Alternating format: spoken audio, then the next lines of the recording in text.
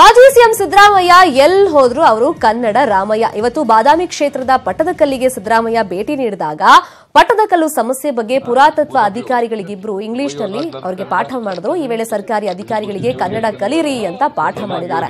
ಕನ್ನಡ ಬರಲ್ವಾ ನಿಮ್ಗೆ ಅಂತ ಅಧಿಕಾರಿಗಳನ್ನ ಪ್ರಶ್ನಿಸಿ ಇಲ್ಲಿಗೆ ಬಂದ ಮೇಲೆ ಕನ್ನಡ ಕಲಿಬೇಕು ಅಂತ ಕ್ಲಾಸ್ ತಗೊಂಡ್ರು. Government of India? Both of you? Yes. Why you are not learned Kannada?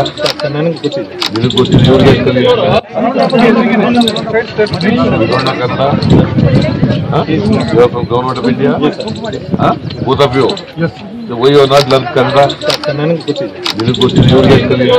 Since how long you are here? On yesterday. You don't know Kannada?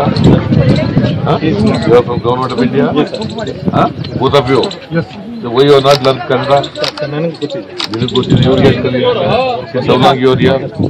ನಿಗಮ ಮಂಡಳಿ ನೇಮಕ ವಿಚಾರದಲ್ಲಿ ದೋಸ್ತಿಗಳ ಮಧ್ಯೆ ಸಂಘರ್ಷ ಶುರುವಾಗಿದೆ. ಅತೃಪ್ತ ಕೈ ಶಾಸಕರು ಸಿದ್ದರಾಮಯ್ಯಗೆ ಡೆಡ್ ಲೈನ್ ಕೊಟ್ಟಿದ್ದಾರೆ. ನಿಗಮ ಮಂಡಳಿ ನೇಮಕಕ್ಕೆ ಸಿಎಂ ತಡೆ ಹಾಕಿದ್ದಕ್ಕೆ ಆಕ್ರೋಶಗೊಂಡಿರೋ ಕಾಂಗ್ರೆಸ್ ಪಕ್ಷದ 12 ಶಾಸಕರು ಇವತ್ತು ಖಾಸಗಿ ಹೋಟೆಲ್ನಲ್ಲಿ ಸಭೆಯನ್ನು ನಡೆಸಿದರು. ನಂತರ ಕಾವೇರಿ ನಿವಾಸದಲ್ಲಿ ಸಿದ್ದರಾಮಯ್ಯ ಭೇಟಿಯಾಗಿದ್ದಾರೆ. S T Somashekhar, Venkataramanaiah, B K Sangameshwar, Narendra, R Subba Reddy, B Shivanna ಸೇರಿ 12ಕ್ಕೂ ಹೆಚ್ಚು ಶಾಸಕರ ಟೀಮ್ ನಿಗಮ ಮಂಡಳಿ ಗೊಂದಲ ಬಗೆಹರಿಸೋಕೆ ಮನವಿಯನ್ನ ಮಾಡಿಕೊಂಡಿದೆ.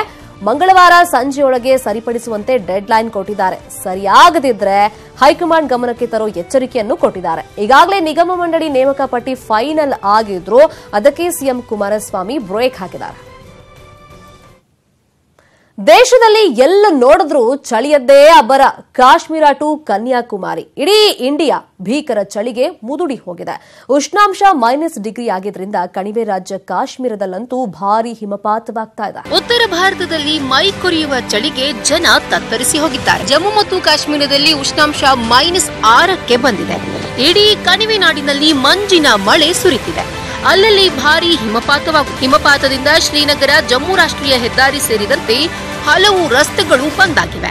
ಕಟ್ಟಡ, ವಾಹನ, ಮನೆ, ಮಠಗಳನ್ನೆಲ್ಲ ಮಂಜು ನುಂಗಿ ಹಾಕಿವೆ. ಹಿಮದಿಂದಾಗಿ ಕಾಶ್ಮೀರದ ರಿಯಾಸಿಯಲ್ಲಿ ವಿಮಾನ ಹಾರಾಟ ರದ್ದಾಗಿದೆ. ಹೆಲಿಕಾಪ್ಟರ್, ಕೇಬಲ್ ಕಾರ್ ಸೇವೆಯೂ ಕೂಡ ಬಂದ್ ಆಗಿದೆ. ಮಾತಾ ವೈಷ್ಣೋದೇವಿ ದೇಗುಲದಲ್ಲೂ ಹಿಮಪಾತವಾಗಿ ಯಾತ್ರಾರ್ಥಿಗಳು ಪರದಾಟ. ಸದ್ಯಕ್ಕೆ ಮಂಜಿನ ಮಳೆಗೆ ಇಡೀ ಕಾಶ್ಮೀರ ಅಸ್ತವ್ಯಸ್ತಗೊಂಡಿದೆ. ಜೆಸಿಬಿಗಳನ್ನ ಬಳಸಿ ರಸ್ತೆಗಳನ್ನ ತೆರವು ಮಾಡ್ತಿದ್ದಾರೆ. ಪ್ರವಾಸಿಗರಿಗೆ ನೋಡೋಕೆ ಕಾಶ್ಮೀರ ಸ್ವರ್ಗದಂತೆ ಕಾಣ್ತಿದೆ.